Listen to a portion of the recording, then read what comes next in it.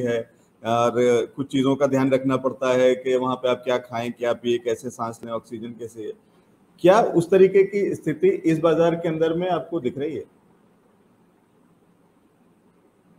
मैं ये कहूँगा स्टॉक स्पेसिफिक मार्केट है। मार्केट में अभी जैसे कि 2 दिन में मंथली एक्सपायरी भी है, तो बहुत ज़्यादा मोमेंटम मार्केट में शायद से ना दिखे। ऑलरेडी ये मंथ में बहुत अच्छा मोमेंटम हम लोग देख चुके हैं, तो मैक्सिमम हो ये सकता है नीचे में 17,700, ऊपर के साइड में 18,050, ये 300 साढ़े 300 पॉइंट का रेंज है जहाँ पे मार्केट खेलेगा। बट जो आपने पूछा कि ये हायर लेवल है, यहाँ पे पैनिक सिचुएशन है क्या, मैं ये बोलूँगा डेफिनेटली है। Panic situation in the sense stock specific है। मार्केट में डरने की बात अभी भी नहीं है। जब तक मार्केट ये लेवल पे सस्टेंड है 17,326 जो हम लोगों ने रिसेंट लो देखा था उसके ऊपर जब तक है, तब तक मार्केट में कोई डरने की जरूरत है। कोई बड़ा पैनिक भी आएगा तो वो बाय के हिसाब से ही आएगा, लोअर लेवल पे बाय ही करना चाहिए। लेकिन जो पर्टिकुलर सेक्टर जो बहुत अच्छा खासा रैली कर चुका है, स्पेसिफिकली आईटी स्टॉक्स, उसमें एक थोड़ा बहुत कल सेल ऑफ देखने को मिला है। Where at the same time हम लोग निफ्टी ऑटोज में बाय देखने को मिल रहा है, बहुत सारे ऑटो स्टॉक्स अच्छे चल रहे हैं। तो कहीं ना कहीं ये एक ऐसा लेवल है कि जहाँ पे रोटेशन हम लोगों को देखने को मिलेगा, और ये रोटेशन अगर सक्सेसफुल रहता है तो 3-4 दिन के स्टैग्नेंसी के बाद मोस्ट प्रोबेबली अक्टूबर के फर्स्ट वीक में बाजार वापस नए हाई छुएगा। तो मोर और लेस बहुत ज्यादा डरने की जरूरत ये लेवल पे नहीं है। लेकिन हाँ, अगर मेरे हाथ में स्टॉक्स है तो उसमें स्टॉप लॉसेस जरूरी है। मैं हर टाइम मेरा ये चीज पे बहुत अच्छा वेटेज रहता है कि एटलीस्ट पिछले 2 वीक का लो अगर आपका स्टॉक उसके नीचे है तो डेफिनेटली आप लोगों को एग्जिट कर लेना चाहिए स्टॉक में से।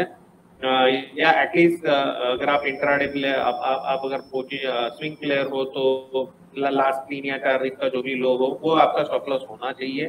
उसके नीचे अगर स्टॉक जाता है तो डेफिनेटली एग्जिट करना चाहिए। वाइस वर्सा कोई अगर ये लेवल पे शॉर्ट करना चाह रहा है निफ्टी में या कोई स्टॉक्स में, स्पेसिफिकली आईटी स्टॉक्स में जहाँ पे मंथली थोड़ी विजिबल हो रही है, अगर वहां भी शॉर्ट करना चाहता है तो पिछले 2 या 3 दिन का जो भी हाई है उसको स्टॉप लॉस करके दौर पे रखे, रिस्क मैनेजमेंट करके चले तो ये मार्केट में अपॉर्चुनिटीज बहुत सारी है जहाँ पे हम लोग पैसा एक्यूमुलेट कर सकते हैं, पैसा बना सकते हैं।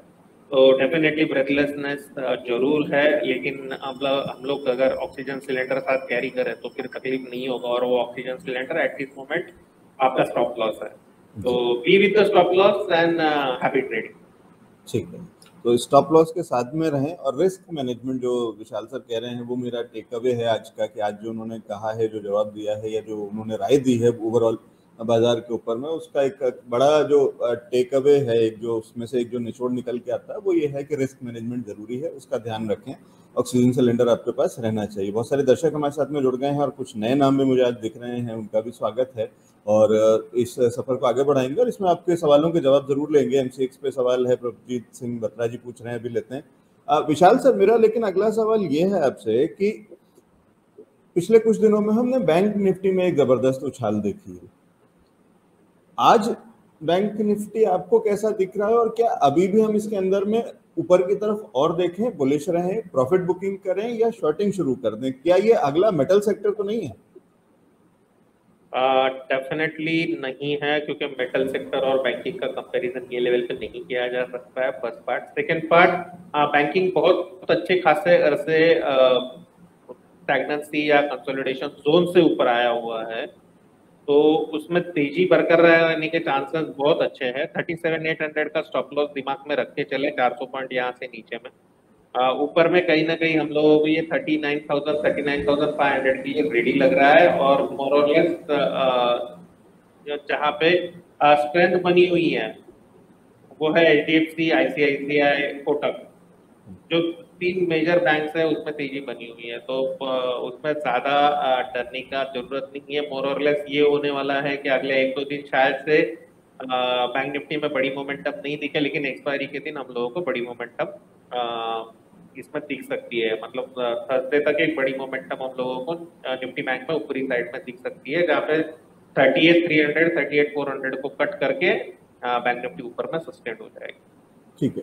तो लेकिन फिर जितना मैं समझ रहा हूँ आप ये कह रहे हैं कि अभी भी इन लेवल्स पे भी और बाइंग करी जा सकती है, और कम से कम एक्सपायरी तक, जो इस हफ्ते आखिरी हफ्ते में हम जिसमें चल रहे हैं, एक्सपायरी के वीक में हम चल रहे हैं, इसमें आप कह रहे हैं कि एक अभी रेंज बाकी है ऊपर की तरफ, अभी और स्कोप आप देख रहे हैं? डेफिनेटली सर, इसमें बहुत सारा चीज अभी भी पेंडिंग है। लेकिन क्या ये नई एंट्री के लिए भी है? हाँ, ये नई एंट्री के लिए भी है। 37,800 37,600 है, एक मापदंड रखे अपने लिए। ऑक्सीजन सिलेंडर जैसे हम लोगों ने पहले ही बात किया है, वो साथ में कैरी करे। ऊपर के साइड में 39,500 39, इवन मैं I am talking about 40,000 plus levels in first week of October. जी ठीक है। विशाल सर, एक मिनट और लूंगा आपका इसी उस पे, क्योंकि आपसे ये चर्चा अच्छी रहती है और आप उस पर बहुत अच्छा पर्सपेक्टिव, बहुत ब्रॉड पर्सपेक्टिव दे पाते हैं। मैक्रो इकोनॉमिक्स पे आपकी अच्छी पकड़ रहती है, नजर रहती है। तो आप उस लिहाज से, मेरा सवाल ये है सर कि हम चाइना को जैसे देख रहे हैं, और चाइना से अभी जो खबरें आ रही हैं, जो कि कम से कम हमारे लिए हो ना हो, चाइना को परेशान करने वाली, चाइना के बाजार को, चाइना के निवेशकों को परेशान करने वाली निश्चित रूप से हैं। बहुत तेजी में चाइना भागा था, चाइना का बाजार भागा था, चाइना के अंदर में बहुत सारी ऐसी चीजें हुई थी जो अनप्रेसिडेंटेड थी, अनचार्टेड टेरिटरी टाइप की चीजें तकरीबन हर सेक्टर में थी, हर तरीके से थी। जिस तरीके की रैपिड ग्रोथ दिखाई थी चाइना ने, जिस तरीके से पूरी दुनिया पे अपनी पकड़ बना ली थी बाजार के मामले में, कि आप बिना चाइना से व्यापार करें आप व्यापार नहीं कर सकते हैं, बिना चाइना से सामान मंगाए आप सामान नहीं बेच सकते हैं, आपको कुछ भी बनाना है तो उसमें कुछ ना कुछ चाइना होगा। कहीं ना कहीं आपके हर प्रोडक्ट के अंदर में एक स्टिकर मेड इन चाइना दिखता है। कोई घर ऐसा बाकी नहीं, कोई ऑफिस ऐसा बाकी नहीं जिसके अंदर में मेड इन चाइना के स्टिकर की भरमार ना हो। और आज हम उसको, जिसको एक अंग्रेजी में कहावत है क्रम्बलिंग कुकीज, तो वो ढहता हुआ किला जैसी चीजें दिख रही हैं, वो दरारें दिखने लग गई हैं। क्या उन दरारों से और उस गिरती हुई इमारत से हमें डरने की जरूरत है, और क्या हमें उससे कुछ सीखना भी चाहिए? क्योंकि ये उसी तरीके की तेजी, अगर मैं कहूं कि कहीं ना कहीं कंपेयर करते हैं, ठीक है कि बहुत बड़ी नहीं, बहुत लंबी नहीं, या वहां तो कम से कम उस लेवल तक थी, प्रोडक्शन लेवल तक थी, मेड इन चाइना का स्टिकर तो आया था। हम तो सिर्फ बाजार में देख रहे हैं, हमारे बाजारों में उसी तरीके की तेजी देख रहे हैं। क्या मुझे सावधानी बरतनी चाहिए? क्या मुझे इस पे चिंता करनी चाहिए? और क्या कोई ऐसा चीज है कि मतलब इस पे ध्यान देना चाहिए हमें भी, निवेशकों को और सरकार को भी? देखिए, मैं इसमें थोड़ा एक अलग प्रोस्पेक्ट रखूंगा लवजीत जी, कि अपना हेल्थ का केयर हम लोग रोज रखते हैं, वैसे ही अपना पोर्टफोलियो का केयर रोज रखना है। चाइना है या यूएस है या कोई और सिचुएशन है, न्यूज मार्केट में आती जाती रहेंगी। ओके, कहीं कोई ना कोई स्टॉक टॉप बनेगा, कोई ना कोई कंट्री में टॉप बनेगा, कहीं ना कहीं कोई कंट्री में लो बनेगा। जापान में हम लोगों ने देखा है बहुत बड़े अरसे से जो 1930 है वो हाई अभी तक ब्रेक नहीं हुआ है। ओके, तो ये सब चीजें चलनी रहनी है, और इसी का नाम बाजार है।